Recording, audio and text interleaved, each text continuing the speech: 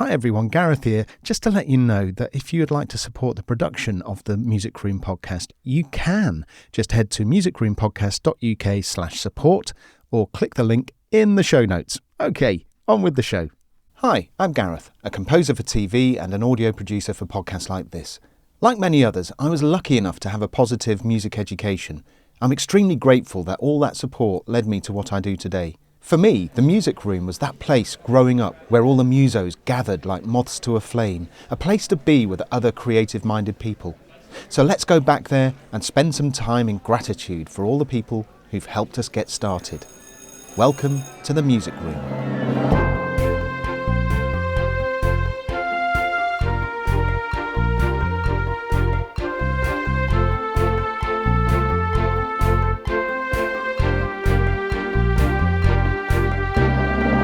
This week in the Music Room. When I was listening to stuff when I was younger, it's like, how do they do that? And I'm still doing that now. I listen to things, how do, it's the wonder of people's creativity, and songwriting skills and production. I'm just still in awe of other people's work, and think, how do they get that sound like that? Hello and welcome to the Music Room, the place where I chat with pro composers, songwriters and musicians about their work, before going back in time to find out how they got started and who influenced them in their sliding doors moments. Guests also pass on the positive by leaving an item and a piece of advice in the music room for others to find. And over the past 8 episodes, we've heard about some remarkable items and amazing advice. These guests are so wise. That's what experience does, I suppose. Anyway, do go back and listen to the other episodes or just dip into any that might interest you. Link is in the show notes. Today, you're going to hear from someone who's composed themes to the shows you will have watched at some point. I think it's fair to say that even if you don't know the name David Lowe, you'll recognise the BBC News theme, for instance. I was curious to find out how a composer gets into a situation where they're composing themes to all of these news shows.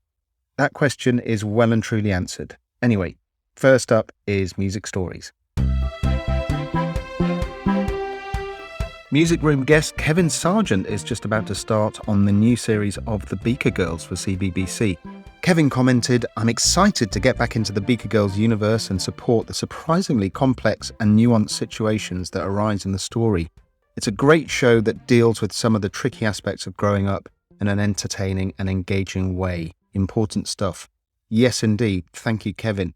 In other news, the US Academy of Motion Picture Arts and Sciences has partnered with UK-based music content company Mercury Studios to launch a career development programme for Black British musicians interested in composing for film.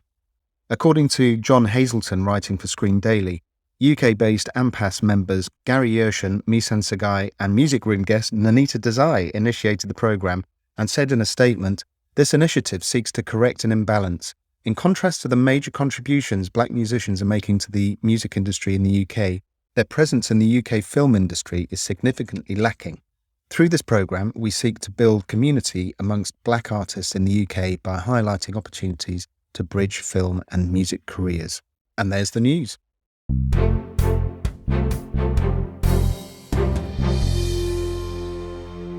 You know the theme to BBC News? David Lowe. The One Show? David Lowe. Country File, David Lowe. Panorama, David Lowe. Grand Designs, David Lowe. Shall I stop there? Is that enough introduction? Oh, did I mention the idents for Santander, HSBC, British Airways and Barclays? No? David Lowe. David Lowe is an established, very established composer, arranger and producer working primarily in television, radio, branding, idents and commercials, both in the UK and internationally. He's created music for a wide range of programmes including news, current affairs, factual, wildlife and entertainment shows. He's also composed for national radio and for special events such as the London 2012 Olympic Games. I don't know about you, but I was curious to find out how it all began for him. And hang around because later on David will be leaving an item and a piece of advice in the music room for you to find. If you're ready then, here we go. David Lowe, composer for TV, radio, branding, commercials, idents. Welcome to the Music Room. Hi, nice to be here, Gareth. It's brilliant. It's really good fun. Oh, Fantastic. David, your frankly enormous list of credits shows a really eclectic mix, actually, from the BBC News theme and amongst many, many others, as well as the One Show, Country File, Panorama, Grand Designs. What came first for you? And I suppose more relevant to our listeners, how has your career wound around so many different genres and programming? I guess when I started out writing music and composing music, I suppose I was much more into the pop side of things rather than conservatoire classical training, and That marvellous Would You yeah, top 3 hits you had. absolutely, yeah. So I pretty much taught myself really to play, and I think my ambition really was to write pop songs, and I just love pop music, So that was my direction really, and I suppose when I started doing stuff for TV, which was absolutely brilliant to get the chance to do it, I don't know, it's just that just different styles was the thing, that you can't keep doing the same thing if you want to do lots of different shows, So it was your kind of attitude from the outset that you wanted to do different genres? Yeah, absolutely. Yeah, I never really thought about it, to be honest, but I just thought that's what you do, just getting it. It seems to be a common conversation nowadays, doesn't it? That do you spend your time networking in a certain genre, like documentary or kids, or do you try and do as many different styles as possible? In an ideal world, it's whatever you feel most comfortable with and what you like doing, but in the real world it's like a job. Yes, I'll do it. What is it? Yes. Oh, you want like Say, what do you want? I like kids music. All right, I'll have a go at that, so yeah. it's like that actor story, can you ride a horse? And they always go, yeah, and I think, God, I've got to go and learn to ride a horse now, Yes. So it's just basically I just said yes to everything that came in. And almost, I'm still like, okay, it's really hard to turn work down. It's just in your instinct is just like, yes, I'll do it. And then whatever it is, just have a go and just come up with, well, over the years, it's perfecting the production sound. And I mean, when I was listening to stuff when I was younger, it's like, how do they do that? And I'm still doing that now. I listen to things. It's the wonder of people's creativity, and songwriting skills and production. I'm just still in awe of other people's work, and think, how do they get that sounding like that? And that was always a sort of thing for me at the beginning, like, how do I get my thing to sound like that? So you're always pushing to try and improve it all the time and chipping away, and just gradually over the years and the days and the hours that you spend doing it, you're improving slowly but surely. And that saying yes to everything is really a freelancer absolutely state of mind as well, isn't it? What's the next gig? Absolutely. I mean, I've been pretty much freelance all my career really. Well, I mean, definitely in music. I don't think any of us are employed full time, apart from maybe like games music writers sometimes are, aren't they? But we're all pretty much like freelance. What's the next job going to be? And, all out in the wild. And also, you're quite. I mean, I'm still quite anonymous, really. I mean, you can get younger sort of production people might sort of. I mean, I've just done a thing for Cash in the Attic, because I did the original version of that, and it was only because the head of the production company knew me from that he said, "Oh, you must use David on it because he did the original." But they haven't heard of me, because they might have heard of me for that, but they might not associate me with doing the BBC News, or Country File. The dots. Well, that's what I mean. That was my original question, really, because you span those genres where a lot of composers don't. They get known for documentary or entertainment or something else. Absolutely. So I think you're quite a rarity in that you just go at everything that's thrown at you. That's I mean, and also, snob is not the right word really, but I just love doing it. I'm just happy to do everything. I wouldn't, say, oh no, I'm above doing that. It's like, I mean, if they want it cheesy, I'll do it cheesy. It's like, variety. It's variety really, and it's all about the idea and just what you imagine the audience is going to feel when they hear it, and doing something that people hopefully going to like. I mean, my sort of original idea or goal was you know, obviously, well, I wanted to write pop songs, you know, and I wanted to get a song in the charts like we all do when I was younger. And I was working in TV at the time at the BBC as a sound man on the road with a furry mic and a pair of headphones at 4 a.m. outside a sort of factory with freezing cold, waiting for striking pickets to come out, you know. And I'd be dreaming about, I want to be a musician, you know, and I want to write pop songs and stuff. And I was doing that in my spare time. And then a guy at the BBC one day said, oh, you do music, don't you? I need a theme tune for our local news show, you know. And it was just a casual chat in the bar, actually, after work, you know, like you do. Yeah. And I just said, oh, wow, yeah, I'd love to have a go, you know. So I toddled off and put something together and played it to him, and he just said, oh yeah, I quite like that, that's all right, yeah. And he played it to the powers that be, and of course they're all like journalists or whatever they are. They think, well, it sounds all right. It sounds like a bit of music. Well, yeah. And so, you know, I got that opportunity, and I thought, that's it, you know. For me, that was your way in. That's my way in. And my sort of philosophy or the thing was, I just want to, it's a way of actually writing pop songs that will get played on TV. And my sort of thing is, I was going to come up with something that hopefully people are that fits the show, but also in the old familiar way of theme tunes of yesteryear. They're always like familiar and warm, and people got to love them, you know, and they became part of your daily thing. And I thought, that's what I want to do, you know, write tunes that people are going to like and people want. They might actually want to go out and buy. You never know. So, and you've taken that philosophy. I mean, you mentioned Cash in the Attic there, but all those other shows, plus things like the HSBC idents, the British Airways, Barclays.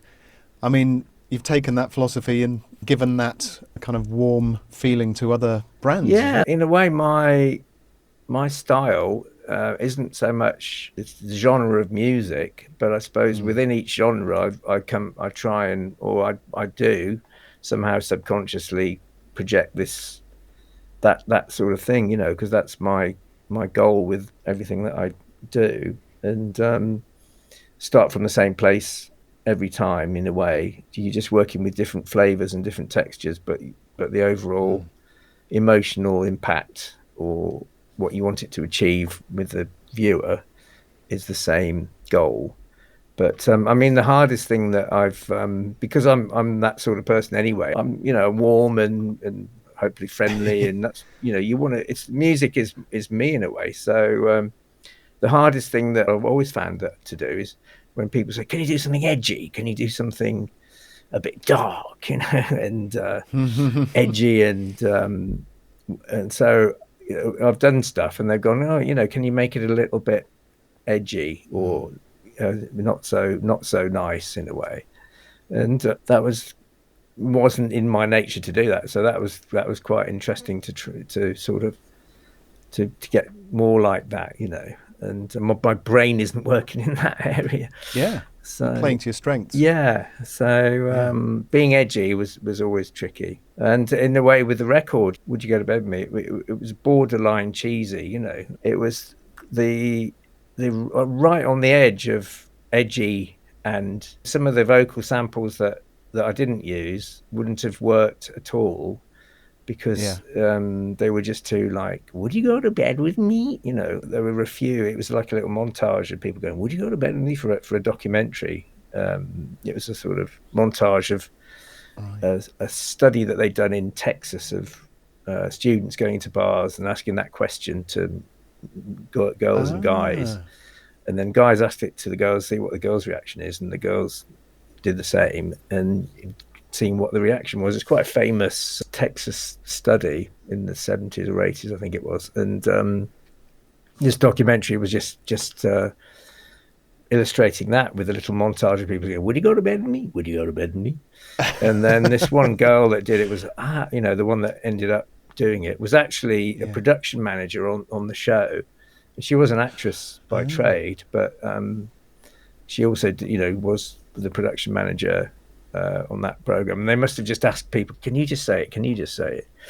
You know, and the way she said it was just so like perfectly right, you know, and that gave it that sort of edge. which the others wouldn't have done. And also the chords that I used in it, I started off with like major chords under the trumpet riff. And when I put it together, it just sounded too nice, and so then I just literally changed it to minor chords, and the difference was really good. It just tipped it over that edgy edge. I'm going to put a link in the show notes to that. Okay. So people can have a listen. And I guarantee you, listeners, that you will, as soon as you hear it, you will know it. It's just one of those songs, isn't it? Fantastic. So, I mean, for a career as full as yours, you must have had some funny moments. There have been some, you get your disasters. We did one job for ITV actually, and it was the forerunner to X Factor sort of thing, and it was basically you could audition to get into Emmerdale Farm, and they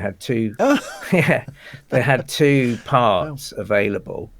And so they just said, the prize, if you get through the whole thing, is to get to be in Emmerdale Farm, and anybody could audition for it. And that was the sort of format. I remember that, yeah. And so they wanted a theme tune that was really like, emotional, and we're going to get there. And it's all full of all that drive and confidence and all that. And they wanted vocals in it as well, singing vocals. So we came up with this idea of shine as the word, that we would, you're going to shine. So it was going shine, and da, da, da, da, da, da. And we had a hi-hat going ch, ch, ch. So every time she went shine, it went shite, t, t, shite. So when they played it to the, I'd completely just not noticed at all, and and nobody had noticed until they played it to the ITV producer, and she said, "Is she singing shite?" It's like, oops, maybe not. And in fact, we did another version just to demonstrate, that it wasn't shite, it was shine. And then we got this thing going shite. So so there have been a few tricky moments like that. Also, you get your moments when, I suppose, which we've all had, when you lose everything that you've done, and the old backup situation, which is very horrible. And once I was presenting this job. In fact, I think it was Santander or whatever. And the computer, my son had tipped a glass of water all over my computer and completely crashed it the day before. And I got a new Mac, transferred everything over, spent all night doing all that, and got it working the next morning, back up to scratch for the presentation. And I was sitting there and I got it all going. And then I kept putting my hand on the mouse to make it work. And the mouse was just moving around and not doing it. It was like, oh no, it's not working, And they were all chatting away. They just all come in ready to sort of, and I was just setting it all up. And I was thinking, oh no, this isn't working. And the production assistant was saying, are you okay? And so she started to notice that things were going wrong. And luckily it was just, suddenly I had this brainwave. I've got a wireless mouse in my bag, and it was still switched on, and basically, so that was overriding the mouse that I was using. So simple. But so moments like that, you get quite a lot of those as well. You're saying your session disappearing. I had an episode I was doing once, and it was such a schoolboy error where I'd basically quantized the whole episode instead of one little in and out that I'd done. Yeah. And I didn't notice until about an hour later when I'd done a load more. Yeah. And that was a little bit heartbreaking because I kind of basically lost an hour's work, so I had to go back to a previous version. Yeah.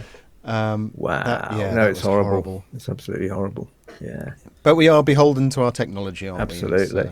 But the thing is, technology has changed so much. I mean, I suppose that I've been looking a way to come through the old technology and started off with nothing really, just with I had the Juno 6, as my first synthesizer, which got me into it, and with no MIDI or anything else, just had that, so happy days, eh? Yeah, so you learnt in those that time to be very minimal, and Yeah. because you didn't have a lot of sound, so it was trying to get the sound with the minimal stuff that you got.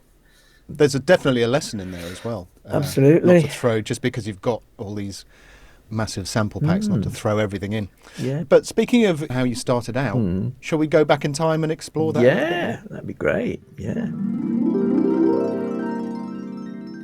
David Lowe, we are now back in time. Wow. Here we are. Gosh. Well, it all looks different. Same wallpaper. Gosh. Yeah. David, what's your earliest memory of music? At home, we had one of those, a dance set. It wasn't a dance set, but it was a similar thing with just a record deck with a speaker attached to it. And my dad had all these records and things like they do. Also, a couple of kids' records like the Jelly Babies, do do do do do do do do do, and Telstar. I think we had that, and on a little vinyl single. That coming out the speaker was probably my earliest memory of a bit of music that almost scared me in a way. It was like those noises at the beginning, satellite noises and stuff. I suppose that was the first bit of music I heard, and the sound of it coming out of that speaker, that sort of slightly distorted analogy feel, it definitely evoked. It was a bit scary, and the effect it had on me was very memorable. Yeah. So yeah, those were the earliest things. Then we had a piano at home. I used to doodle around on that, and I had piano lessons when I was about 7, and this very fusty old piano teacher with halitosis, that's all I can remember basically, in this darkened room with the curtains drawn, and David, and so that put me off actually learning it. And also I could never get my head around the score and reading the dots and stuff, because I somehow still wanted to get straight to the music, and so as soon as I'd learned what it did, I just didn't bother with the notes. I thought, oh, that does that, doesn't it? So rushing to get to the actual tune rather than sort of reading it through the music page. So that stopped after a while. And then it wasn't really till later on in my teens, really. My dad was always into organ music. And he had this church organ record, which was amazing, and he liked the sort of electronic organ music and stuff like that. And so he got rid of the piano eventually and bought this Lowry organ with 2 manuals, so you play the bass pedals with your feet and then chords with your left hand and the tune with your right hand. And it was brand new, and it had all these sparkly lights on, like, oh wow, this is good, isn't it? And you had that in your house? Yeah, so we got, it was just a little thing, you could buy. And it wasn't a church, it was like a Hammond organ type thing, like an electric organ.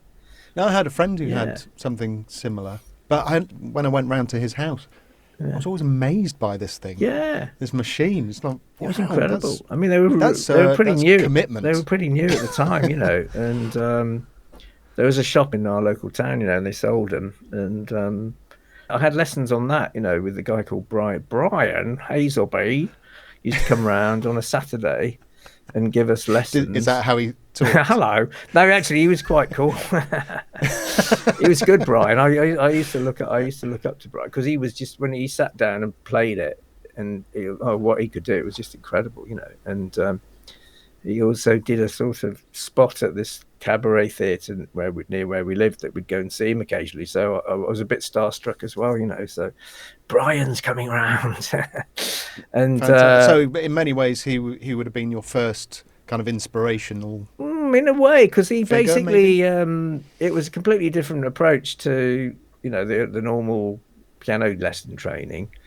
And it was something like, oh, you got chords, and it was about chords in your left hand and playing the melody with your right hand. And I suddenly thought of chords and melody. Oh, that's the thing, isn't it? That's how you come up with tunes and stuff.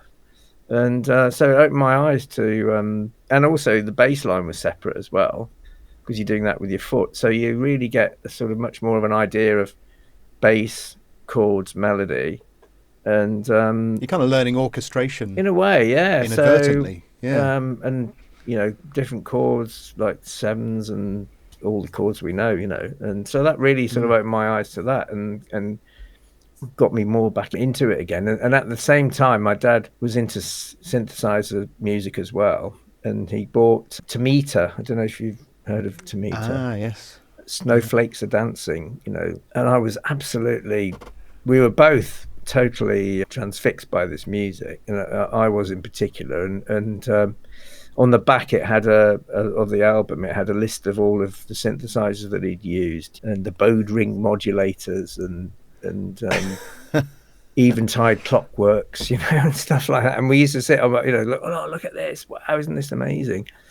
And so that was really inspiring. It sort of, it was a sort of, wow, a world out there. And the music really affected me as well, and I think it probably not because of the electronic bit, but it was Debussy in the end. And listening to the real thing is just as good musically, emotionally for me. But that was my introduction to it, so it was a combination of the emotional hit of the music and the synthesizers was really good. And so that was super inspiring.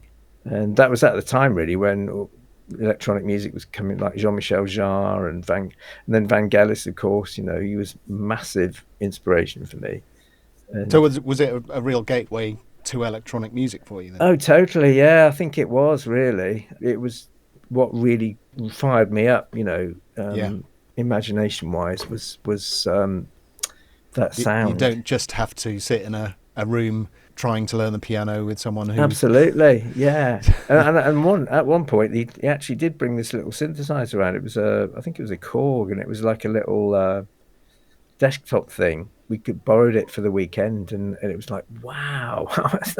I was just blown away by the sounds you could get out of it. So that really was, the opener for me. And then we used to hang around the music shops in Brum on a Saturday with my mate, looking at all the new stuff coming out, and listen to the strings on that. It was all about the strings for me. We're like, wow, that's just amazing, So that became a regular thing as well. So you went from being in love with electronic music and synthesizers. Where does the progression go to composing and coming up with stuff? Were you writing pop songs and things like that? Well, eventually I got engaged, actually, to the love of my life at that point. And then she dumped me and gave me the engagement ring back. And so I had a bit of money, and we went to this music fair in Birmingham, and the Roland stand was there, and sitting on this Roland stand was this Juno 6, that you could have a go at and put your headphones on. I'm hearing like the angelic voices. Yeah, and so I just... the halo around you. Whoa, I put our headphones on, hands on the keys. Whoa, it was just like... and at the point, I was listening to John and Vangelis at the time as well. I think that was one album, Short Stories, was... I just thought, I want to be that. I want to make music like that. I just loved it. It was amazing. And I didn't realize till recently that it was all pretty much improvised in a way. It only took them like a couple of weeks to do the whole thing. And I still listen to it now and think, how did they do it? It's just because it's not in time, a lot of it. It's really amazing, for me to listen to still. And his voice was, I just thought, I want to be like that. And so hitting, playing that Juno 6 and listening to those sounds, thinking, that's the sound. And my mate said, why don't you just buy it? And so I just thought, well, yeah, I could, couldn't I? So I did, and he actually picked it up. I remember him bringing it round. I was opening the box and got it out. It's like, whoa. And that literally was, from that moment on, all I've ever done pretty much every day, apart from being on holidays, is just write music, So that was the start of the pathway there. And then fast forward to your conversation in the bar at was it the BBC you were working at? At the BBC, yeah, because my other sort of passion in life, career-wise, was wanting to work in TV or radio and for the BBC. I was at that point, the BBC was just all there was in British broadcasting, apart from it was BBC and ITV. It was the sort of golden era of the BBC in a way. And I just thought, how do you get a job at the BBC? I want to do that.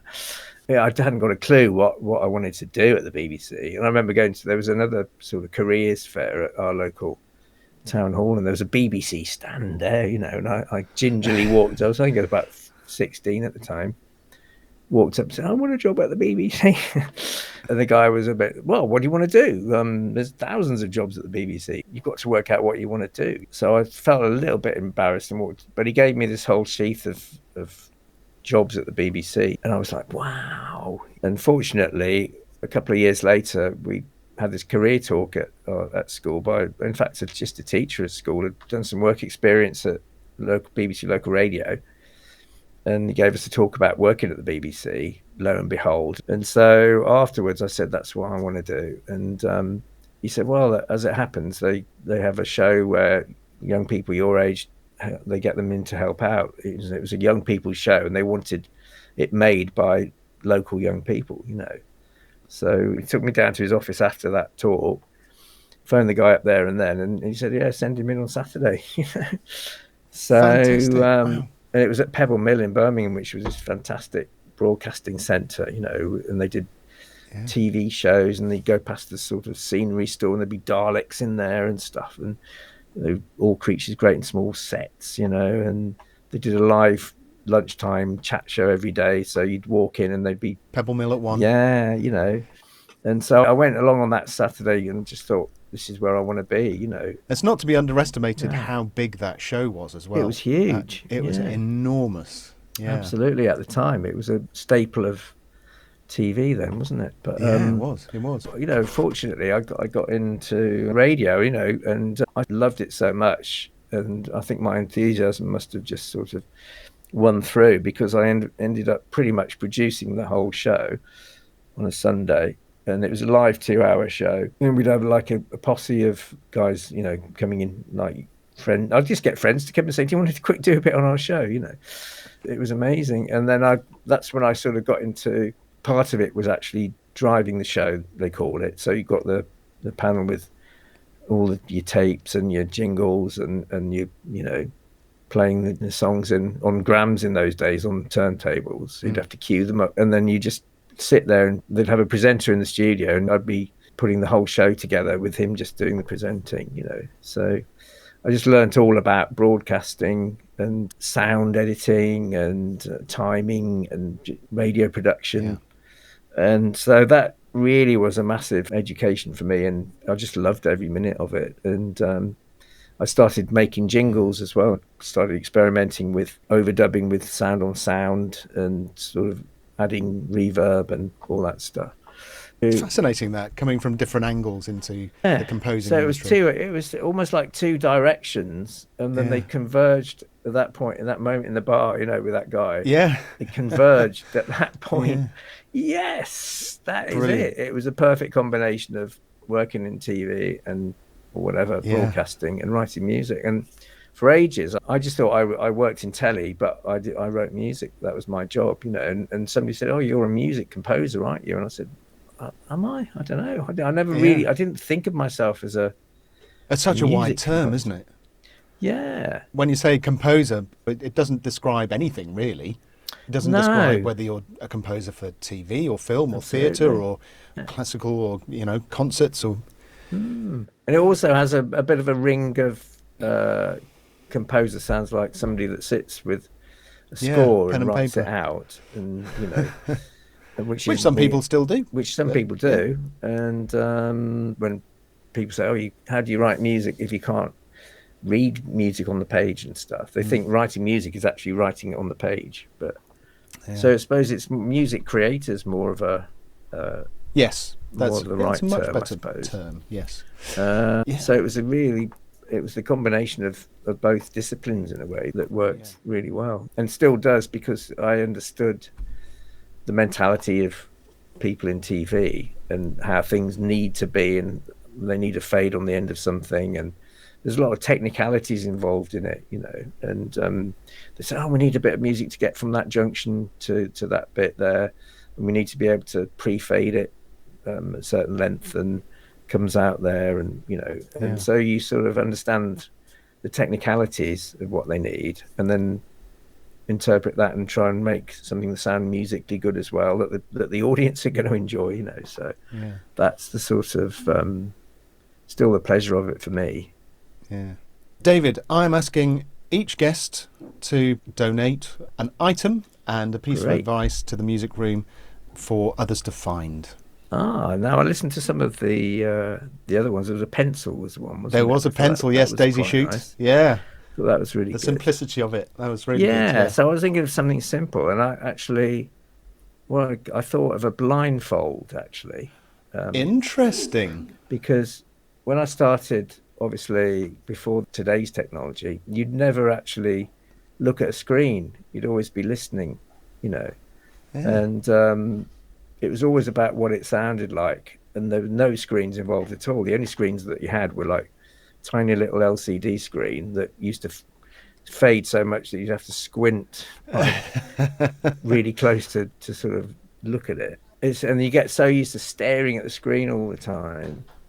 Yeah. And I think you probably miss something in a way just while you're looking and listening. So you need to keep thinking, stop looking for a minute, or close your eyes, or turn around, or step away from the desk and step to another part of the room and just listen.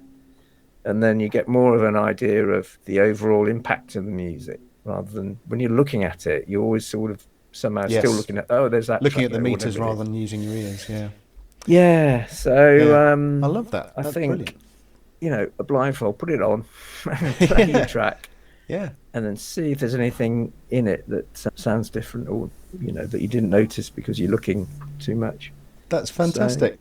So, blindfold goes into the music room. And brilliant. What piece of advice would you like to Well, I'd say the same thing. I'd say, following on from that, I'd say, you know, just occasionally stop looking and just make yourself listen, and take it into another room and listen, or listen in your car, which we probably all do anyway.